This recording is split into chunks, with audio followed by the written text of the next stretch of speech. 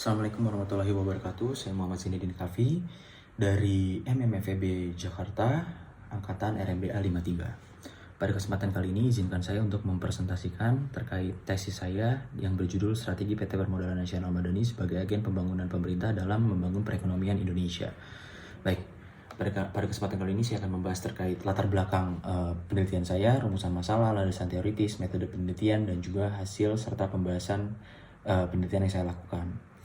Nah, pertama adalah kondisi UMKM di Indonesia. Jadi, UMKM itu merupakan usaha mikro, kecil, dan menengah. Terbagi menjadi 4 kategori berdasarkan besar modalnya. Yang pertama ultra mikro, yang kedua mikro, yang ketiga kecil, yang keempat menengah. Kemudian kontribusinya bagi perekonomian Indonesia itu cukup signifikan. UMKM itu menyumbang sekitar 60,5% PDB dan menyerap sekitar 97% tenaga kerja di masyarakat Indonesia. Jumlahnya saat ini sudah lebih dari 60 juta bisnis, dan 90% bisnis di Indonesia itu merupakan UMKM. Indonesia juga lebih dari 100 juta masyarakat yang merupakan penggiat UMKM. Nah, dari 60 juta unit tadi, 99% merupakan unit usaha ultramikro dan juga mikro. Nah, akan tetapi meskipun kontribusinya besar, UMKM di Indonesia masih memiliki hambatan yang diakibatkan oleh rendahnya daya saing. Nah, rendahnya daya saing UMKM itu menurut OJK diakibatkan oleh akses finansial yang belum memadai, sehingga akses permodalan bagi masyarakat penggiat UMKM itu sangat sulit. Kemudian hambatan dalam berinovasi, lemahnya jaringan bisnis, pengadopsian teknologi digital, serta keterampilan SDM di masyarakat Indonesia. Nah, oleh sebab itu, pemerintah telah memiliki fokus tersendiri terhadap UMKM, di mana sesuai dengan arahan Presiden di RPJMN tahun 2020-2024 untuk bagaimana pemerintah ini bisa meningkatkan proporsi industri kecil menengah dengan menyederhanakan regulasi UMKM. Jadi pemerintah telah mengeluarkan berbagai kebijakan dan regulasi untuk meningkatkan daya saing UMKM, produktivitas UMKM, dan keberlanjutan usaha UMKM. Nah, bagaimana caranya? Dengan salah satunya itu, pemerintah itu mendirikan sebuah LKM non-bank melalui Kementerian BUMN. Jadi LKM ini sebenarnya ada 2 jenis. Yang pertama itu LKM bank dan yang kedua LKM non-bank.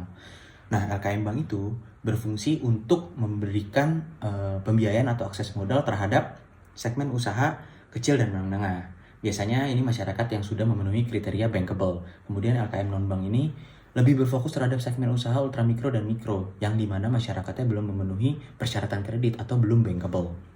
Nah, melalui BUMN, pemerintah mendirikan Permodalan Nasional Madani atau PNM, yang fokusnya itu untuk memberdayakan UMKM, khususnya terhadap masyarakat miskin dan prasejahtera untuk melakukan kegiatan UMKM pada segmen usaha ultramikro dan mikro, karena mereka itu belum bankable kategorinya, belum masuk kategori bankable.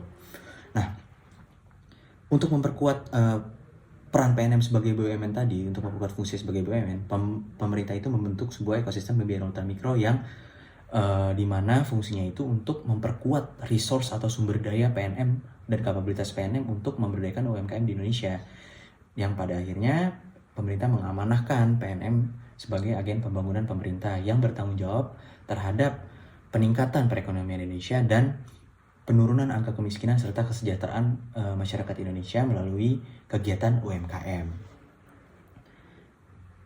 Nah, ini PNM sebagai agen pembangunan. Jadi, sebagai agen pembangunan itu, PNM itu memiliki visi menjadi lembaga pembiayaan terkemuka di Indonesia dengan 3 misi utama, yaitu meningkatkan kelayakan kinerja operasional perusahaan, meningkatkan akses pembiayaan terhadap UMKM, yang ketiga meningkatkan kinerja perusahaan.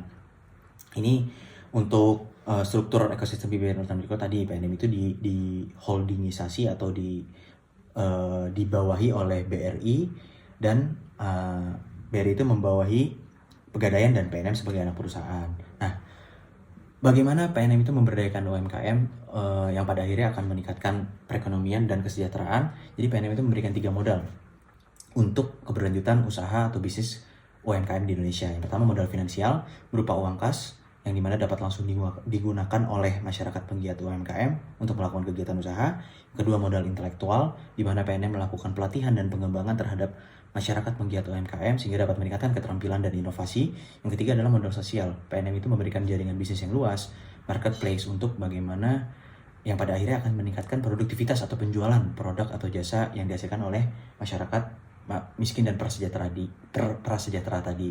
Dan Dari ketiga model tersebut, diharapkan UMKM yang dijalankan oleh masyarakat miskin dan prasejahtera dapat produktivitasnya dapat meningkat dan pada akhirnya memiliki keberlanjutan usaha atau bisnis atau usaha pada UMKM yang dilakukan, yang pada akhirnya akan berdampak terhadap perekonomian rumah tangga mereka sendiri. Nah, segmen usaha tadi ya, PNM itu berfokus terhadap kegiatan UMKM baik itu ultra mikro, kecil, dan menengah. Tapi dengan menitik beratkan masyarakat yang belum bankable, yaitu masyarakat miskin dan prasejahtera. Nah, rumusan masalahnya adalah, jadi UMKM ini memiliki potensi yang besar terhadap peningkatan perekonomian Indonesia. Namun tadi UMKM masih memiliki hambatan terhadap akses permodalan, inovasi, pengadopsian teknologi, dan sebagainya, sehingga ini dapat menjadi sebuah ancaman dan pemerintah dan PNM dapat kehilangan peluang untuk meningkatkan perekonomian negara melalui kegiatan UMKM. Nah, oleh karena itu dibutuhkan strategi bisnis yang dapat memanfaatkan kekuatan peluang dalam menghadapi ancaman serta kelemahan yang ada. Nah, sehingga mampu meningkatkan perekonomian dan kesejahteraan masyarakat melalui kegiatan UMKM. Oleh karena itu timbul sebuah pertanyaan penelitian, yaitu apa strategi bisnis yang tepat yang dapat diterapkan oleh PNM dalam menjalankan amanahnya sebagai agen pembangunan pemerintah. Dengan tujuan penelitian yaitu tentu merumuskan sebuah strategi bisnis yang tepat guna dalam meningkatkan atau memperkuat posisi PNM sebagai agen pembangunan pemerintah. Nah, ini tadi landasan teoritisnya itu. Jadi ada manajemen strategik, di mana meliputi 3 hal, yaitu formulasi strategi, implementasi strategi, yang ketiga itu adalah evaluasi strategi. Penelitian ini menggunakan rangka pada formulasi strategi, di mana itu terdapat analisis lingkungan eksternal, itu menggunakan metode PESTEL, politik, economics, social, environment, dan teknologi, environment and law. Kemudian analisis lingkungan internal itu menggunakan teori RBV dan Frayo, itu berfokus terhadap jenis-jenis sumber daya PNM, bagaimana PNM mengelola sumber dayanya, dan juga bagaimana sumber daya tersebut dan kapabilitas tersebut dapat menciptakan sebuah keunggulan kompetitif bagi PNM. Kemudian yang terakhir adalah formulasi strategi bagi PNM, di mana mengintegrasikan elemen-elemen pada matriks SWOT, yaitu kekuatan, kelemahan, peluang, dan juga ancaman.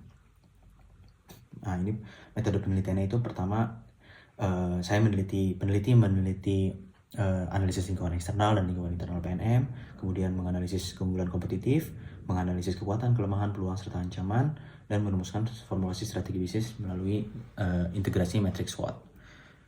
Pada analisis PESTEL, semua lingkungan PESTEL atau politik, ekonomi, sosial, teknologi, lingkungan, dan hukum yang berkaitan dengan PNM itu memiliki pengaruh yang kuat, di mana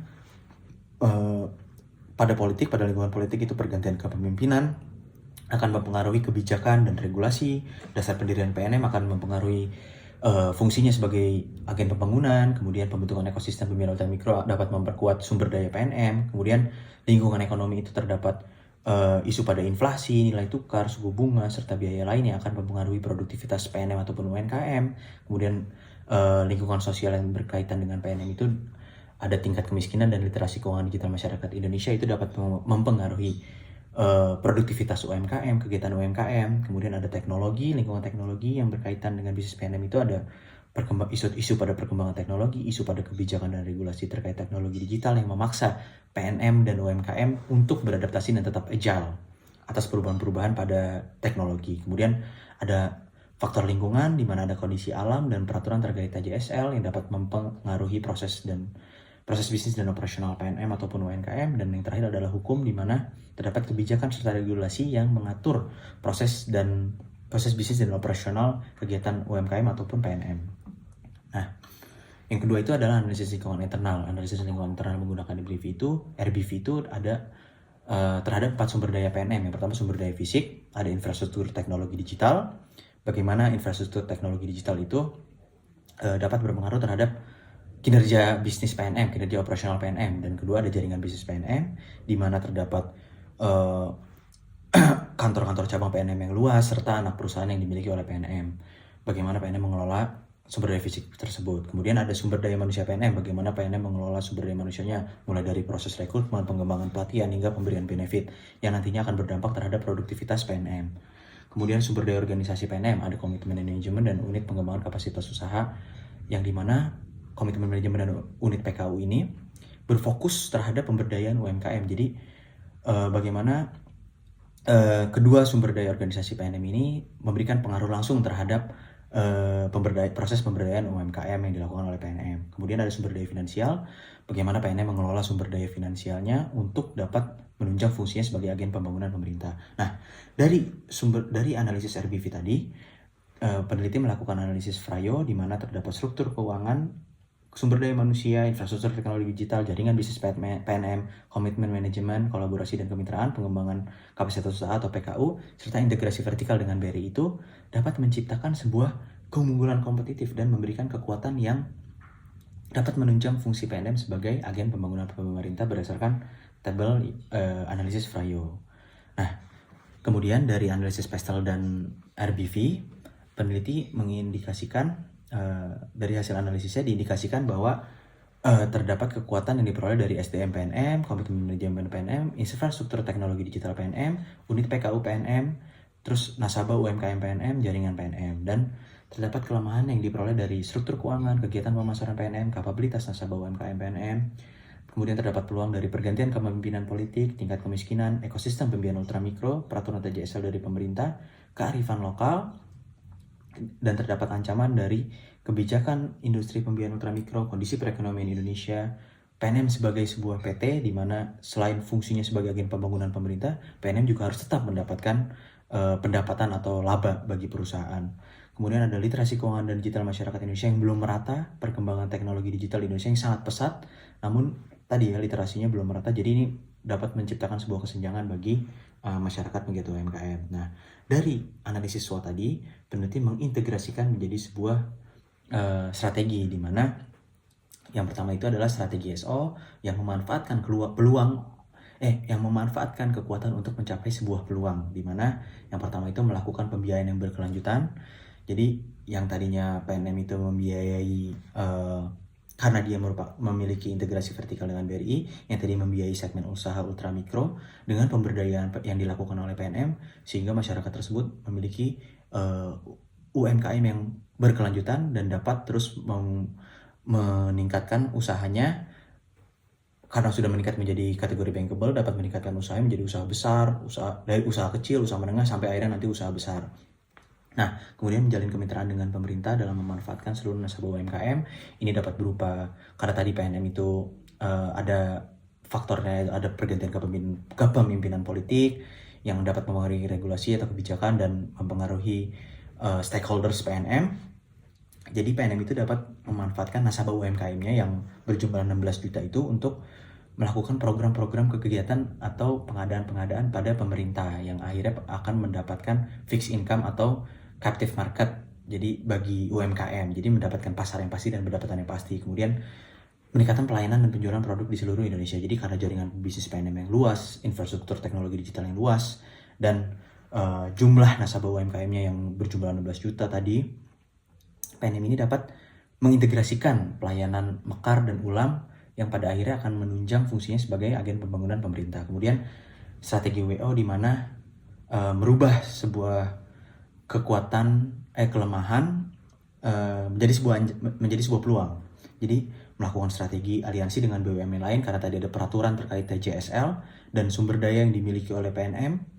Itu PNM dapat mengelola dana-dana TJSL ataupun CSR dari BUMN lain untuk kemudian dijadikan sebagai sumber permodalan PNM dalam memberdayakan UMKM. Kemudian mengoptimalkan strategi integrasi dengan perusahaan induk, PNM dapat memanfaatkan sumber daya yang dimiliki oleh holding BRI, kemudian membentuk sebuah ekosistem bisnis bagi nasabah UMKM, meningkatkan skala ekonomi dan lingkup ekonomi dari jaringan bisnis PNM yang luas, dan juga SDM yang kompeten. PNM dapat meningkatkan skala ekonominya. Kemudian strategi WT itu dimana kelemahan dan ancaman dapat dirubah menjadi sebuah kekuatan dan menjadi sebuah peluang. Dari 16 juta masyarakat tadi dengan SDM yang sangat unggul, PNM itu dapat mengelola dan memanfaatkan sumber daya yang dimiliki oleh PNM dalam memonetisasi nasabah UMKM. Jadi bagaimana nasabah tersebut dicarikan pasar yang lebih luas lagi dan pasar yang lebih pasti lagi yang akan berdampak terhadap produktivitas dan perekonomian rumah tangganya, dan pada akhirnya akan meningkatkan perekonomian Indonesia. Jadi kesimpulan pada penelitian ini adalah terdapat 8 opsi strategi bisnis yang dapat dimanfaatkan oleh PNM dan dapat digunakan oleh PNM berdasarkan analisis lingkungan eksternal dan lingkungan internal yang dirasa paling tepat sehingga dapat memperkuat posisi PNM sebagai agen pembangunan pemerintah. Saran yang perlu dilakukan yaitu melakukan wawancara dengan narasumber eksternal yang lebih luas lagi seperti pengambil kebijakan pada pemerintah, pimpinan pada politik, dan pihak terkait lainnya dalam industri pembiayaan ultramikro. Kemudian adakan studi banding dengan manajemen strategik pesaing seperti LKM non-bank dan LKM bank lainnya. Baik, terima kasih. Sekian presentasi dari saya. Apabila ada kekurangan, mohon maaf. Sebelum saya akhiri, sampai bertemu dan terima kasih kepada para dosen penguji dan dosen pembimbing. Assalamualaikum warahmatullahi wabarakatuh.